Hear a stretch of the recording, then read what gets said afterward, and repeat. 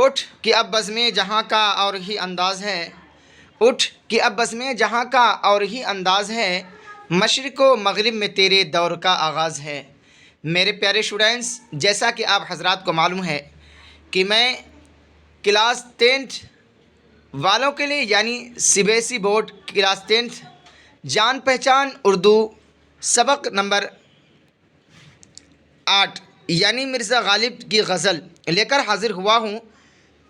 Student, آج کا یہ میرا پہلا کلاس ہے جان پہچان اردو سے، جو C B S E board کا ہے۔ آج میں اس کلاس کے اندر، اس ویڈیو کے اندر مرزا غالب کے شعر کوئی امید بر نہیں آتی، کوئی صورت نظر نہیں آتی، اس سے متعلق میں آپ حضرات کو بتانے کی کوشش کروں گا، اس امید کے ساتھ کہ آپ حضرات آج کے اس کلاس کو انتم تک دیکھیں گے۔ اسٹوڈنٹ، اس سے پہلے کہ اگر آپ کو آج کے یہ کلاس اچھے لگے تو آپ زیادہ سے زیادہ شیئر کریں، لائک کریں، اور کوئی نئے اسٹوڈنٹ ہوں تو وہ سبسکرائب ضرور کریں۔ یہ میرا آج C B S E board جان پہچان کا آج یہ پہلا ویڈیو ہے۔ اسٹوڈنٹ، اگر آپ بنے رہیں گے تو انشاءاللہ میں پوری کتاب پڑھانے کی کوشش کروں گا۔ تو چلیے، سب سے پہلے میں لیکھک یعنی مصنف رائٹر کے حالات زندگی پر روشنی ڈالتا ہوں۔ اسٹوڈنٹ، زیادہ تر کوشچن آپ کے ایگزام میں لیکھک یعنی مصنف کی حالات زندگی سے ہی آتا ہے، اس وجہ سے میں نے مناسب سمجھا کہ کیوں نہیں آپ حضرات کو مصنف کے حالات سے روشناس کراؤں۔ تو چلیے شروع کرتے ہیں بلا کسی تاخیر کے۔ یعنی یہ کہہ رہے ہیں کہ مرزا غالب کون ہے، ان کا انتقال کب ہوا ہے، یہ ساری باتیں کہہ رہے۔ مرزا اسد اللہ خاں غالب کی پیدائش ہے سن 1797 کو یعنی 97، اور ان کا انتقال ہے سن 1869 میں یعنی 69۔ آگے ہے کہ مرزا اسد اللہ خاں غالب کی ولادت آگرہ میں ہوئی، یعنی آگرہ جو یو پی کے اندر ہے۔ ابھی وہ بچے ہی تھے کہ والد کا انتقال ہو گیا۔ ان کے چچا نصر اللہ بیگ نے ان کی پرورش کی، یعنی کیا ہے، دیکھ بھال کی۔ آگے ہے اسٹوڈنٹ کہ شادی کے بعد غالب دہلی آ گئے۔ یہاں کے علمی اور ادبی ماحول میں ان کے شعری ذوق کی تربیت ہوئی۔ بہت جلد انہوں نے اپنی الگ پہچان بنا لی اور اعلیٰ ادبی مقام حاصل کر لیا۔ آگے ہے اسٹوڈنٹ کہ غالب نظر اور نثر دونوں پر یکساں قدرت رکھتے ہیں، چاہے وہ نظم ہو چاہے وہ نثر ہو، ہر پر دونوں پر کیا ہے، یکساں یعنی برابر قدرت رکھتے ہیں، یعنی صلاحیت رکھتے ہیں۔ آگے یہ کہہ رہے ہیں کہ دونوں میں ان کا انداز بہت ہی منفرد اور دلکش ہے۔ آگے یہ کہہ رہے ہیں اسٹوڈنٹ کہ خیال کی بلندی، مضمون آفرینی اور شوخی ان کے کلام کی نمایاں خصوصیات ہیں۔ ان کی شاعری میں انسان کے وجود اور اس کی دنیا کے گہرے مسئلوں کا بیان ملتا ہے۔ غالب جتنے بڑے مفکر یعنی فکر مند تھے، اتنا ہی بڑے فنکار بھی تھے۔ اپنے کلام کی وسعت کے ساتھ ساتھ غالب اپنی صناعی اور اپنی طباعی کے لیے بھی مشہور ہیں، ہمیشہ یاد رکھے جائیں گے۔ آگے ہے اسٹوڈنٹ کہ سب سے بڑی بات یہ ہے کہ غالب نے جو بلند مرتبہ شاعری میں حاصل کیا، وہی مرتبہ ان کی نثر کو بھی حاصل ہے۔ آگے یہ کہہ رہے ہیں کہ دیوان غالب بمشکل 2000 اشعار ہیں، لیکن غالب ہندوستان ہی نہیں، دنیا کے بڑے شاعروں میں شمار کیے جاتے ہیں۔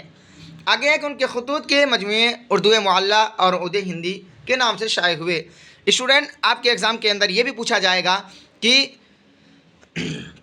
دیوان مرزا غالب کے خطوط کے مجموعے کا نام کیا ہے، تو اگر آپ کو یاد ہوگا تو وہاں آپ اسٹوڈنٹ دھیرے سے ٹک کریں گے کہ اردو معلیٰ اور اردو ہندی، یعنی دو ہے۔ اب ہم اصل مقصد کی طرف جا رہے ہیں اسٹوڈنٹ، جسے ہم اور آپ غزل کہتے ہیں۔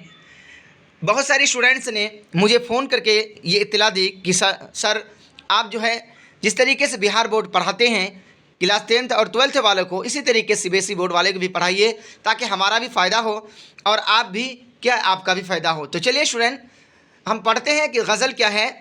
کہ غزل ہے کوئی امید بر نہیں آتی، ہے نا، کوئی صورت نظر نہیں آتی، یعنی یہ صورت جو ہے کہہ رہے ہیں پہلے مصرے میں، یعنی زیر نظر شعر میں غالب کے کلام کا ایک حصہ ہے۔ آپ اس میں کہتے ہیں کہ ہماری زندگی کا بحر کبھی پرسکون نہیں رہا، یعنی ہماری زندگی کی بحر جو ہے پرسکون کبھی نہیں رہا، ہے نا، بلکہ اس میں ہر لمحہ کوئی نہ کوئی کیا ہے، مقناطیسی لہر طوفان برپا کر دیتی ہے۔ غم دورہ نے ہماری زندگی اجیرن کر دی ہے، ہماری کوئی دعا قبول यानी हमारी कोई तमन्ना पूरी ही नहीं होती है, कोई सूरत हमें नज़र आ ही नहीं है। यानी गालिब जो है इस शेर में मायूसी का इजहार किया है। उनका कहना है हमारी उम्मीद क्या है, पूरी ही नहीं होती है और ना आइंदा इसका पूरा होने का कोई सूरत नज़र आती है ना। यानी असल में शायद यहाँ ये बतलाना चाह रहे हैं कि इंसान की ज़िंदगी ख्वाहिशात और आर्ज़ुओं से क्या है, मामूर है और नामुरादी इश्क का मुक़द्दर है। गालिब अब इश्क की इस मंजिल तक पहुँच चुके हैं जहाँ से वापसी मुमकिन नहीं, लेकिन तमन्नाएँ इश्क के तकमील की सूरत में भी नज़र नहीं आती। उम्मीदें दम तोड़ देती है, जीने के हर राह मफकूद हो चुकी है, लेकिन हुसूल महबूब नामुमकिन हो गया है। यानी इश्क में हम नाकाम और महरूम तमन्ना होकर रह गए हैं। यानी ये कह रहे हैं कि कोई उम्मीद बर नहीं आती, ना अरमान निकला, ज़िंदगी भर किसी कंजूसी का दामन निकला। यानी ये कह रहे हैं, आगे ये कह रहे हैं मौत का एक दिन मुअय्यन है, नींद क्यों रात भर नहीं आती। यानी इसमें यह कह रहे हैं कि पेश नज़र शेर में शायद ये हकीकत हाल बयान की है कि मौत अटल है और हर इंसान को आनी है। हर इंसान एक न एक दिन कब्र की गोद में सुला दिया जाएगा।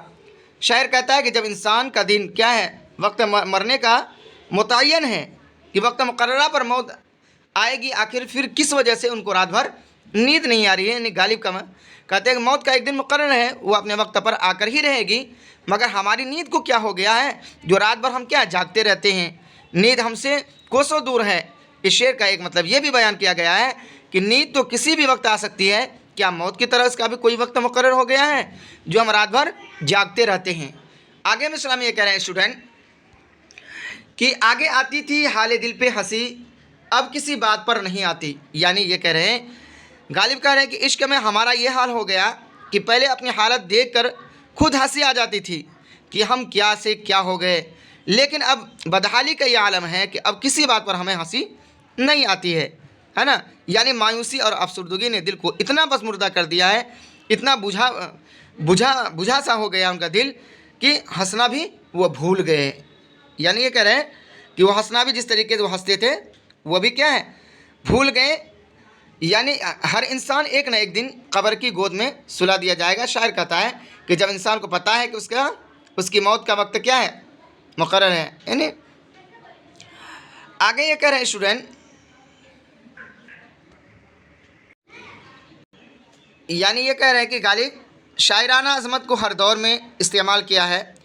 कहते हैं कि ये हालत थी पहले मेरी कि कभी मुझे अपने हाल ज़ार पर हंसी आ जाती थी कि मैंने अपनी कैसी क्या है किसी भी मिसाल को क्या है किसी तरीके से मैं अपनी ज़िंदगी को बशर करता था, लेकिन अब मायूसी और उदासी की यह हालत है कि अब मुझे अपने हाल पर हंसी नहीं आती। ये सूरत हाल तब होती है जब अफसरदगी और उदासी हद से बढ़ जाए। कभी कभी यानी हम अपनी बेबसी से महफूज हुआ करते थे, लेकिन अब मुक़द्दर की बेरहमी हद से बढ़ गई है। उसने हमें क्या गमे जां देकर हमसे वो मुस्कुराहट भी छीन ली जो अपने हाल को देखकर ही हमारे क्या है लबों पर आ जाती थी। ये शेर क्या सादगी के एतबार से क्या है बहुत ही अहम है। आगे है कि स्टूडेंट की कुछ बात ऐसी है कि चुप हूँ, कुछ ऐसी ही बात जो चुप हूँ वरना क्या बात कर नहीं आती। यानी ये इस बारे में ये कह रहे हैं क्या मुझे बात करने नहीं आता है, ऐसी कोई बात नहीं है कि मुझे बात करने नहीं आता है, या इस तरीके से कहना है कि महफिल में किसी खामोशी या मसलहत की वजह से मैं खामोश हूँ, किसी बात का जवाब नहीं दे रहा हूँ, मगर इसका ये मतलब नहीं है मुझे बात करने नहीं आती। यानी उनका ये कहना है कि मेरे महबूब इस महफिल में क्या है मौजूद है, अगर मैं कोई ऐसी बात करूँगा जो उनके शान के ख़िलाफ़ होगा, जिसकी वजह से मेरा महबूब क्या है रूठ जाएगा, इस वजह से मैं क्या है मैं कोई बात करना अपने आप को पसंद नहीं कर रहा हूँ। आगे कह रहे हैं कि काबे किस मुँह से जाओगे गालिब। यानी आगे आखिरी मिसरा में आखिरी बंदे में कह रहे हैं काबे किस मुँह से जाओगे गालिब, शर्म तुमको मगर नहीं आती। यानी ये कह रहे हैं कि ये गज़ल क्या है मक्ता है, और इस शेर में गालिब खुद पर तंज़ कर रहे हैं कि तुम किस मुँह से जाओगे खाना काबा, सारी ज़िंदगी तो तूने बुरे ही काम में गुजार दी, कोई ज़िंदगी भर आपने अच्छा काम किया ही नहीं, अल्लाह को राज़ी करने वाले काम किया ही नहीं, कोई सौमो सलात यानी नमाज وغیرہ آپ نے حج وغیرہ کیا ہی نہیں، روزہ رکھا ہی نہیں، زکوٰۃ دیا ہی نہیں، حج کیا ہی نہیں، رمضان کا روزہ رکھا ہی نہیں، کوئی نوافل وطر پڑھا ہی نہیں، تو کس منہ سے تم جاؤ گے؟ تمہیں شرم آ رہی ہے؟ ساری زندگی تم نے گنوا دی اللہ کی نافرمانی میں، اللہ کی کیا ہے اللہ کے خلاف اپنی زندگی گزاری، یعنی رسول کے طریقے سے ہٹ کر اپنی زندگی کو گزار دیا، تم کس منہ سے جاؤ گے؟ تمہیں شرم نہیں آتی؟ یعنی یہ کہہ رہے ہیں کہ اگر پابند صوم و صلات ہوتے تو پھر خدا کے اس پہلے گھر میں جاتے ہوئے اچھے لگتے، تم کو شرم آنی چاہیے کہ ایسی حالت میں کعبہ کس طریقے سے جاؤ گے، یعنی ان کا یہ کہنا ہے۔